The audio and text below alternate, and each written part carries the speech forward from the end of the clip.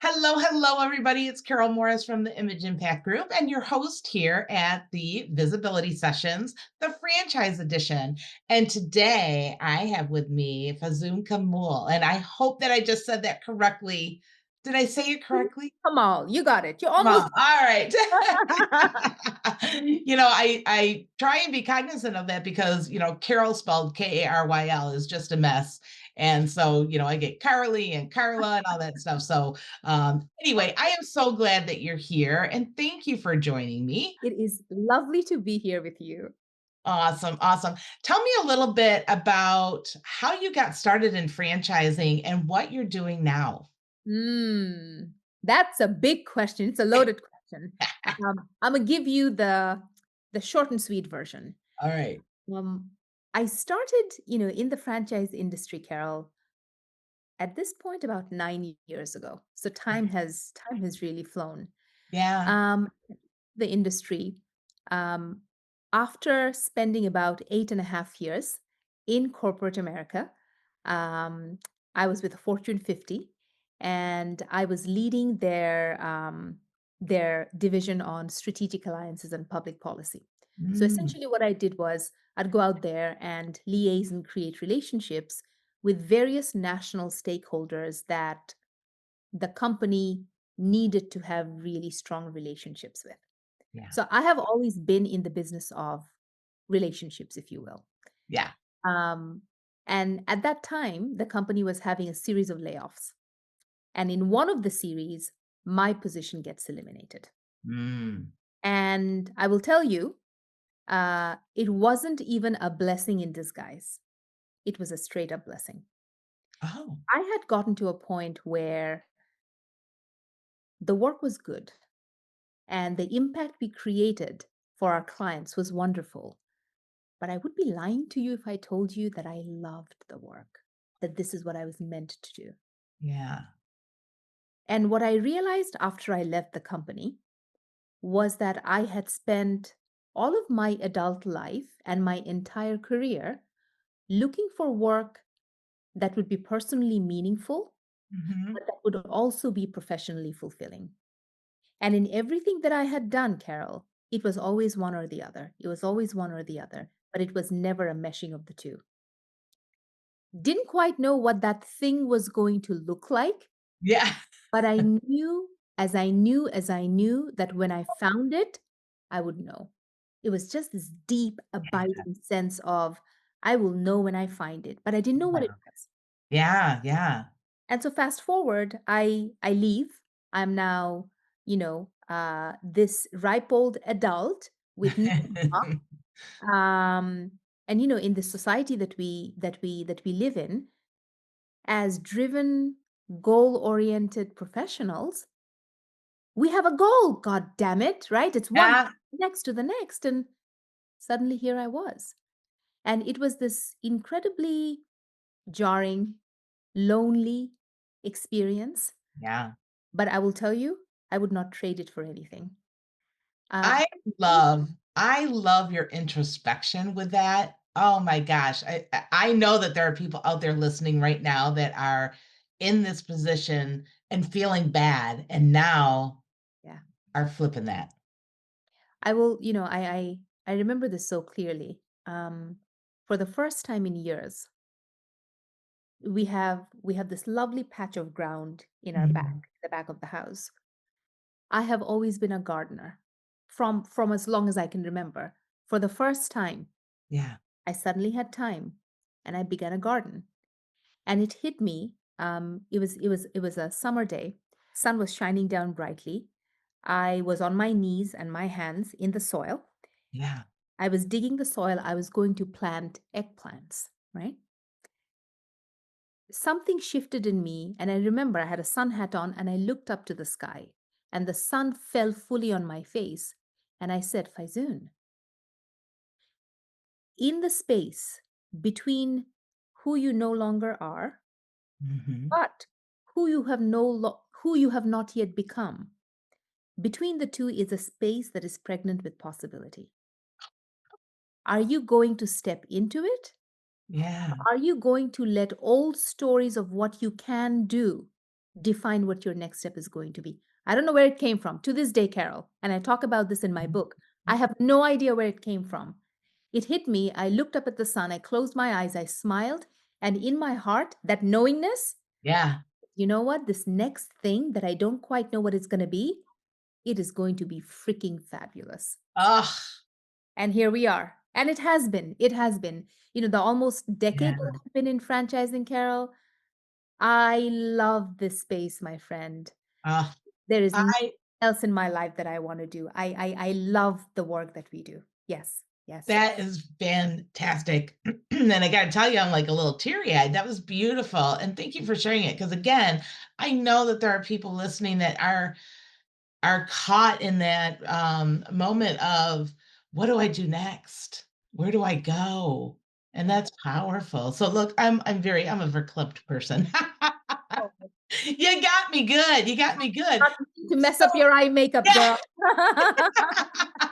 So what's interesting, you have this feeling, this vision, this power, whatever that moment brought you to. How did we get from there to I am working in franchising? How did you meet somebody? Did you do research? Where did it come from? It's interesting. So get laid off.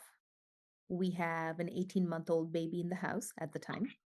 Um, and I'm spending my days with her. We're going on these long walks. I'm gardening. I'm reading books that I hadn't even cracked open in years, unread on the shelves, right? All the stuff. Yeah.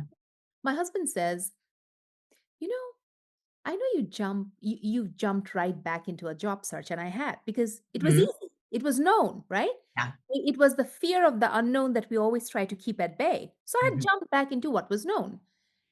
And so he says to me, and he knows me better than almost anyone on the planet. And he says, do you really want to go back to corporate America? Mhm. And he asked it with there was something in his voice when he asked me that. I looked at him and I said, even as I think about answering you, I'm hesitating to say yes. Mhm. And he said, maybe you should lean into that. Mhm. And I very quickly realized I was never going to go back to corporate. Very quickly. The realization was it probably took me about a month and a half into the job search, and I knew about it. Um, and he said, what about a business? You started a business before, and I had. So this is Yeah. actually my second business. He said, you had a blast. You loved it. You loved it. You made, in the beginning when you made no money from it, you were the happiest I've ever seen you. Yeah. Why don't we look at a franchise? Why don't you invest in a franchise, become a franchise owner? I said, huh. Eh, True to God, it had never even crossed my mind. Yeah. So we began looking at franchises. I began working with a consultant, and I hated every single one of the brands that was presented to me. It's not going to work, right? And then very quickly, Carol, I said to myself, hang on a sec. The work that this person was doing with me, I could do that work and I could do it 100 times better because this is how I am built. In my growing up, in among my friends and family, I became known as the person to go to if you had a business question. I have no idea how, right? I Yeah. became the person. Um, People who know me in my real life have told me um, it's very easy to talk to you. I Yeah. don't feel like I'm being judged. You feel very relatable. Like I feel like Mhm. I'm sitting at the kitchen table over a cup of tea, chatting with my sister. I have heard this over and Oh, over I again. love that. Yeah. And I said, what is coaching really? Think about it. What is Mhm. coaching really but having a soul conversation many times with an almost complete stranger Mhm. where there is such a level of ease and flow and grace that they want to share with you what they're going through because at heart I feel that is what true coaching is. And I said, you know what, I think I would like to take a look at this. Fast forward, I step into the industry as so many do as a Yeah. franchise consultant. Um, it's been a blast, Carol. Yeah. To date, I am in touch with almost every client that we have ever placed in a franchise. Mhm. I do it partly because I want to know, did I help you in the best way possible? Yeah. Ergo, are you Yeah. thriving? Are you kicking ass? That's what I want to know. Right? And so it's been an amazing evolution. And so Mhm. starting in franchise consulting and our company, 9 years into it, we have become a full service strategic advisory for all things franchising. So we do consulting, yes, Mhm. but we also work with business owners to turn their businesses into franchises. So Um, we then it is very cool. We then work with these emerging brands to essentially act as their sales team and help recruit franchisees into the emerging. mhm. And my husband, who likes to be back of the house, um, no one in the industry has yet met him. I get jokes all the time where someone recently asked me, I said, "You can tell me, does your husband work with CIA?" And I started laughing because they were dead serious. I said, "No, no, he's he has a completely different focus, and he runs our acquisitions division, Carol. Oh, So okay. acquire businesses as well, and so that's sort of his ball of wax, and so he does that. So, in a Yeah. nutshell, these are the four services that we offer at our company today. Wow, that is amazing, and thank you for taking us through that journey. It goes to show that you can love a job, you can like a job, but you don't necessarily are fulfilled by that job. And when said job disappears, it literally can be the best blessing yet. And that's a mindset thing. And you should take some time to feel all the feels. We don't want to negate that. But to be able to make that shift and find what really fulfills you is huge. And I'll tell you too, from a personal point of view, when my kids were getting older, they were about to, head to college or whatever was next for them. And I thought, oh my gosh, I do not want to go back to corporate.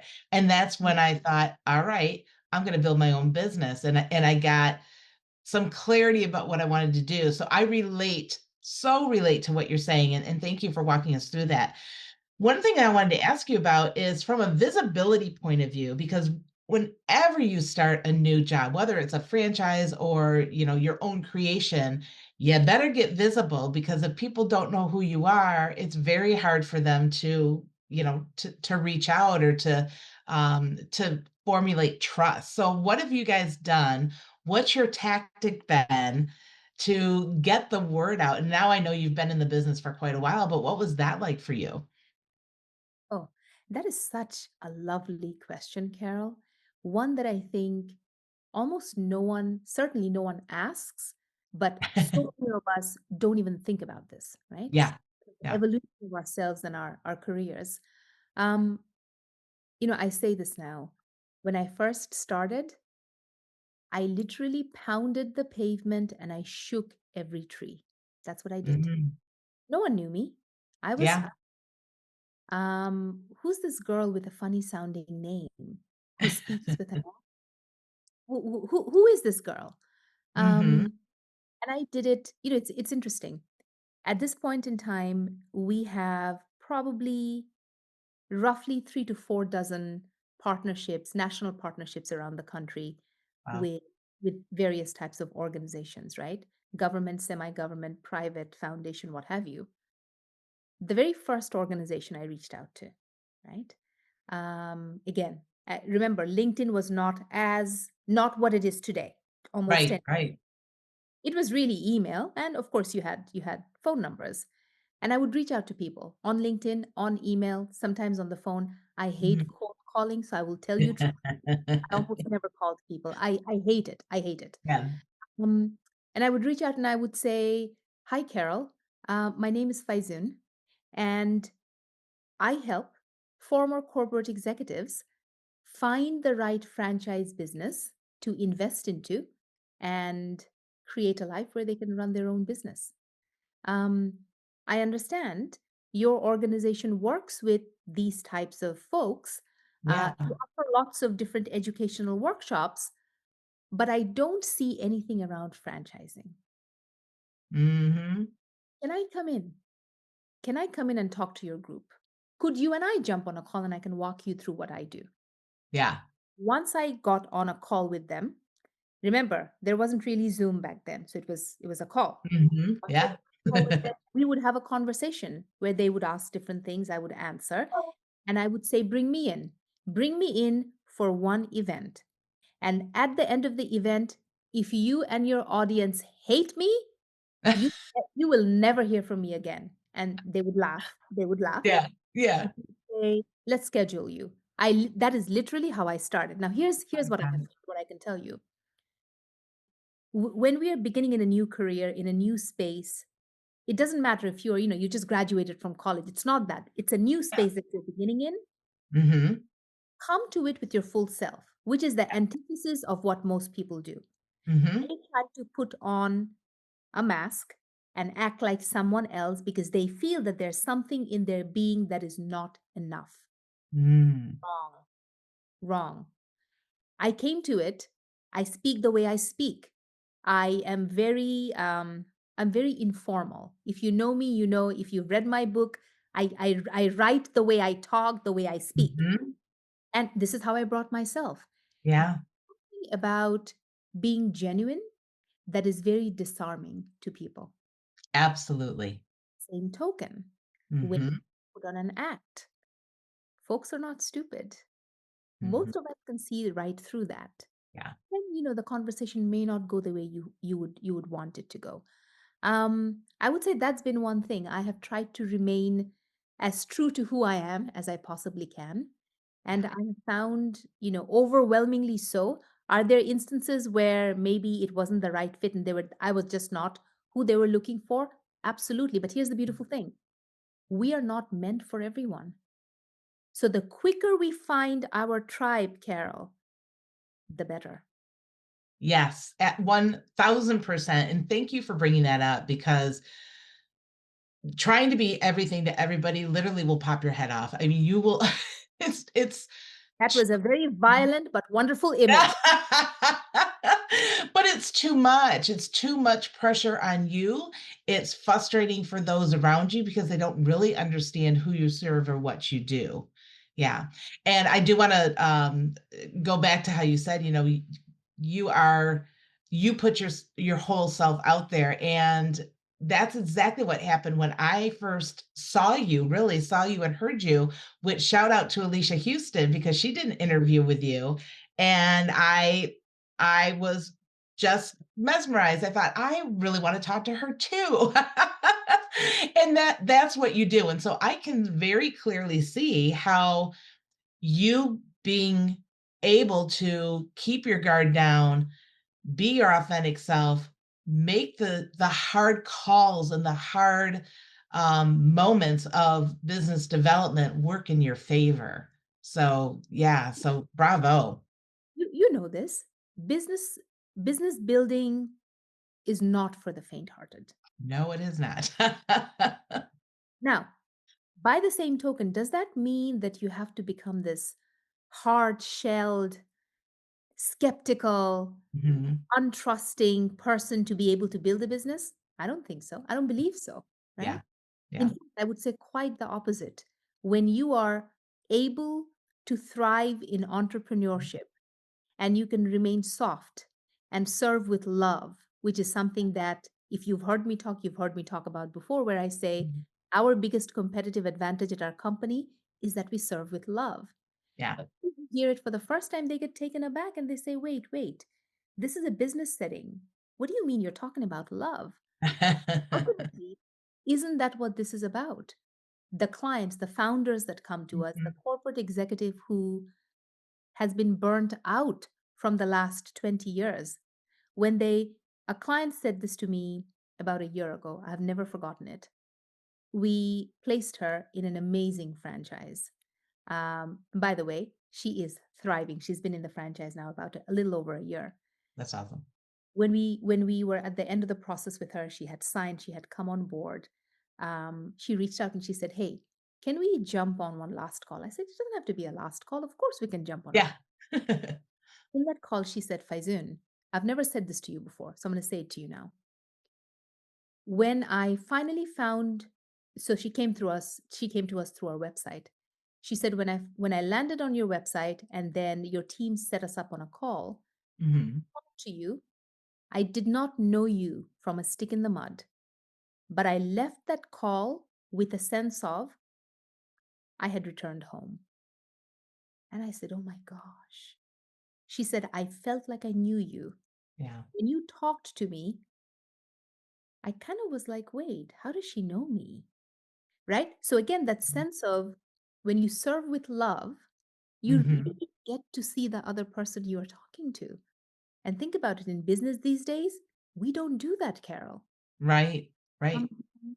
It's very formal, it's Mhm. transactional. And look, I understand that there's a time and a place for all that, but it doesn't have to be all the time. And in Yeah. fact, I would tell you, when you don't do that, when that doesn't become your level set, everything explodes.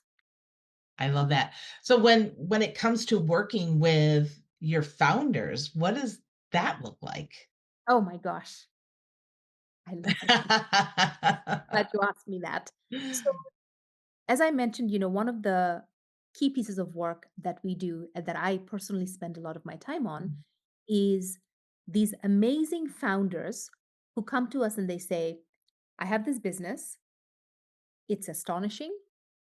I want this to now have a nationwide footprint. I want to turn Mhm. this into a franchise. Can you help me do that?"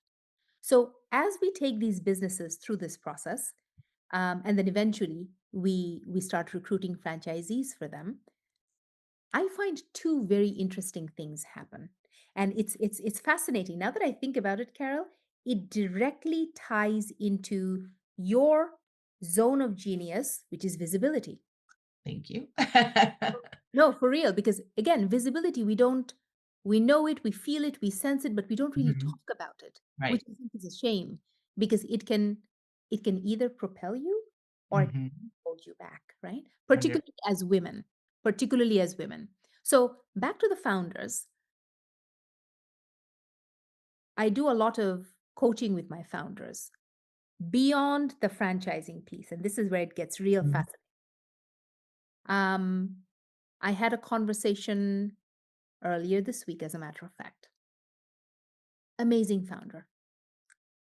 Saw a need in the marketplace that wasn't being serviced. And she Mhm. said, I can do that and I can do that better.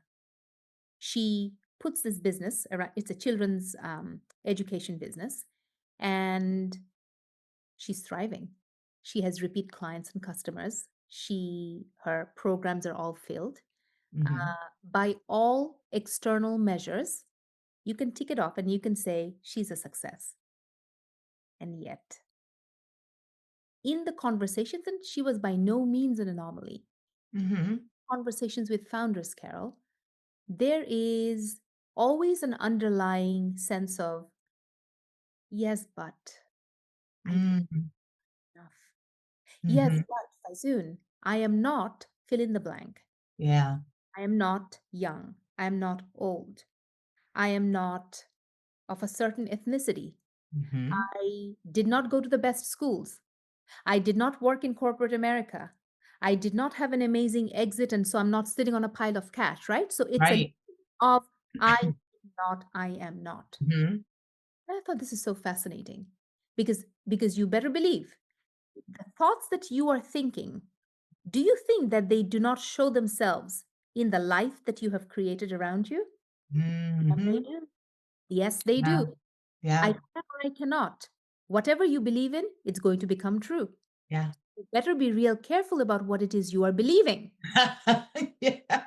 Um, and so Yeah. with these founders, Carol, one of the by the way, this is something that I speak on um, in the speaking that I do nationwide, which Yeah. is this notion of this incredible power of being you, of Mhm. being the only. So think about it for a moment.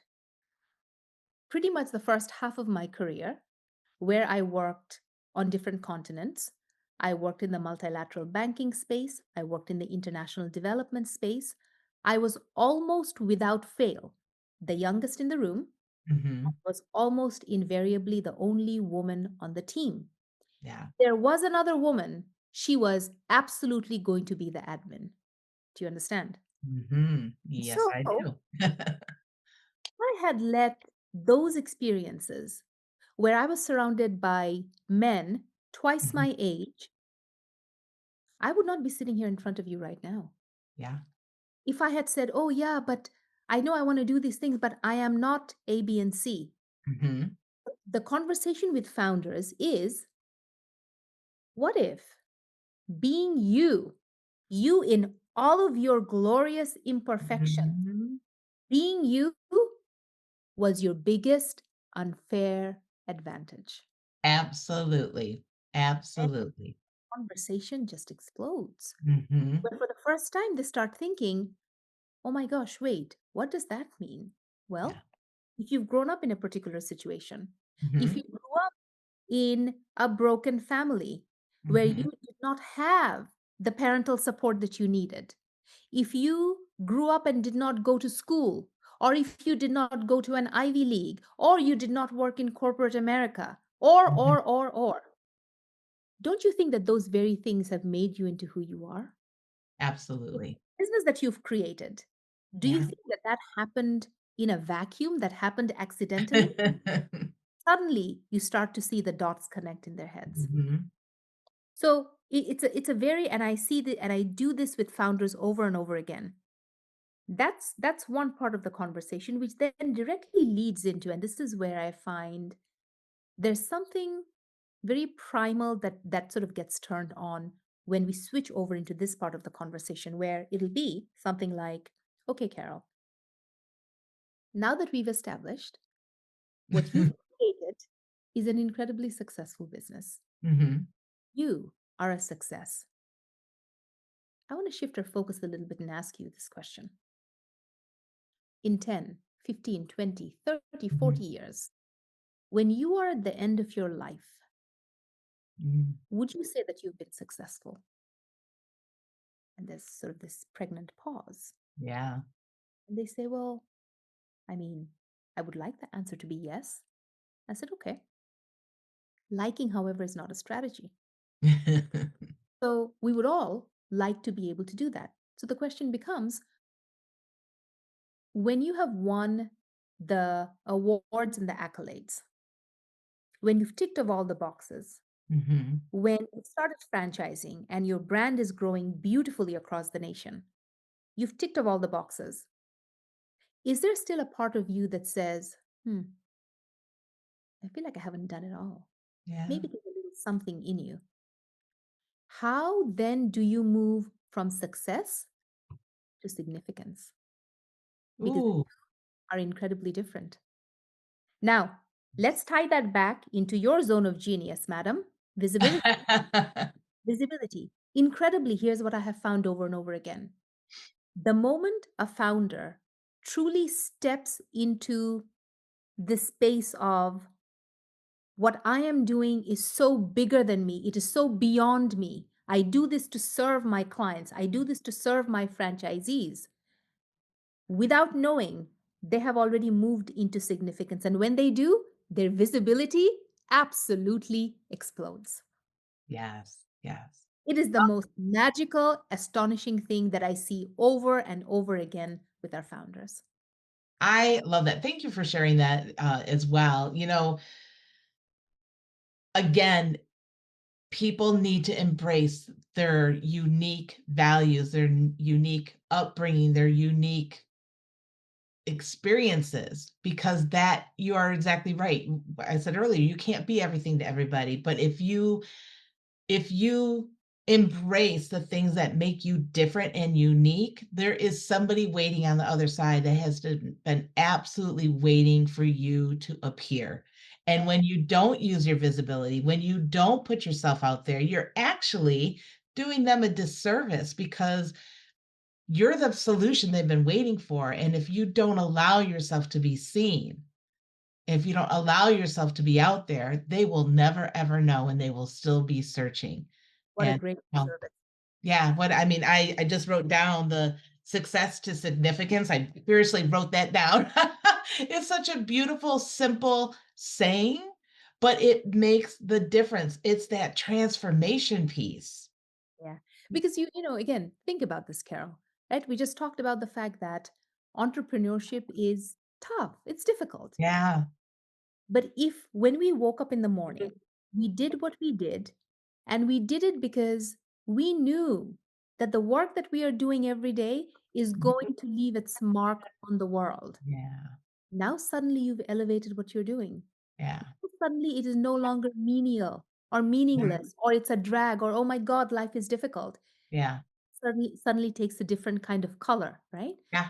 Um, Yeah. and I think that is the sort of, another way that I put it to my founders is the moment that you can start living a life where you Mm. look at everything as truly as magical, right? Yeah. I live in the world of magic, my friend. I don't live in reality, not the reality that most people know. And I love my reality. And it's a sense of there's only one of me on a planet with what, eight? How many billions of people? There's only Mm. one of me, and there's only one of you. Yeah. Do you think that that was just a random accident? I don't know, but my gut says, hell no. That was And so if that is true, then why are you here and what is it that you are here to do? Yeah. You must make it your life's mission to understand that. Because when you do and you are crystal clear, this is what Mhm. I was put on this planet to do, my friend, visibility is nothing. The Yeah. world will roll and fall at your feet Yeah. because you have stepped into being who you were supposed to be all along, right? Oh, I love that. All right, I'm gonna breathe deep. Come on. I feel like I went to church this morning. It feels great. Oh my gosh. Oh my gosh. Okay. But it's again, I think it's so look, I come back to Carol. I am so privileged and blessed to do what I do in this franchise space. Yeah. This is literally the work we do. We are, when folks say, I'm a franchise consultant, I say, stop. You are no such thing. You are an alchemist. Oh. A client, a complete stranger comes to you and they say, Carol, I think I want to own a franchise. I've always wanted my own business, but I Mhm. don't know the right one for me. Can you help me find the right one? Do you think you're just finding them the right franchise? No, you are not. Yeah. You are essentially taking this human being and you are helping them transform the Mhm. trajectory of not just their lives, but the lives of their families. Yeah. Yeah. And you mean to tell me you are just a mere consultant? You're an alchemist, you're a magician. That's what you're doing. That's awesome. That is awesome. I have 2 quick questions for you, and then we're gonna wrap it up. Good. One of them is your book, and the other one is about speaking. So, how can those that want to read more about what you do and what you bring to the table, how can they access your book and what is it about? And then for those that are organizations, companies watching this, they can tell what a passionate, beautiful speaker you are. How can they book you to bring you into their space? Oh, you're so kind. Thank you. Thank you. Yeah, the book. So the book is very aptly named The Right Franchise for You. So go figure what that's about. It's the this book came about a couple years ago because I felt something in me welled up and said, Faizun, share your story. Mhm. And I wanted to share the story of me being somebody who literally is the perfect profile of the candidates that we place in franchises. Mhm. Good executive Yeah. was laid off and who decided to take a little bit of a different path in franchising, but I am the profile of so many of the clients we place. And so the book is a very, it does not give you the cut and dry, here's the process for finding a franchise. There Mhm. is that, but it is a much more human story. And you hear the story of how different people have changed their lives by finding what I call their perfect fit franchise. Yeah. And so the book really is a collection of stories. Interspersed, you will read about the six-step process that we have now used to help hundreds of clients find their perfect fit franchise. So you will get that. But I think, the feedback we've gotten on the book from customers, you'll see the Mhm. reviews on Amazon. These are people who say the thing that stood out the most in the book was it was again the word relatable. It was very relatable. Yeah. I could see myself in these client testimonials. I could see, oh, wow, ooh, that is exactly how I felt. Or, Mhm. you got laid off a couple months ago and you found yourself, reading this book where you will absolutely identify with the stories you read because the emotions that they talk about are exactly the emotions you're going through. Yeah. Right? Yeah. And so folks can find the book on our website. They can search for it on Amazon as well, and bookstores nationwide. Um, in terms of the speaking, the same thing. Thefranchisepros.net. Any information they need is going to be on our site. And connect with me, guys. I'm very I love chatting with people. In case you haven't noticed, connecting with folks. I live on LinkedIn. That's where I stay. I have been told, I haven't verified this, so you can verify it for me if you'd Yeah. like. Apparently, there's only one Faizun Kamal on LinkedIn, so I don't Uh-huh. think it's that difficult. Perfect. And for those of you watching too, we will absolutely have the URLs for you so you can connect easily. I am so thankful for you taking the time to chat with me and to share your story and the way that you work with your clients and your founders is beautiful. And I just, there's a lot of lucky people out there, and I know that there's that are already working with you, and I know there's some people that are watching that are thinking, "Wow, this is what I've been waiting for. This is who I've been waiting for." Thank So, you. So glad. yes, thank you as well. All right, everybody, we're going to say goodbye right now, but please reach out to Faizun. She is, as you can see, just a phenomenal person to talk to and a wealth of knowledge. And please like and share this video. And stay tuned for our next interview coming up shortly. All right, everybody. Thank you again, Faizun. I really appreciate you and have a good rest of your day.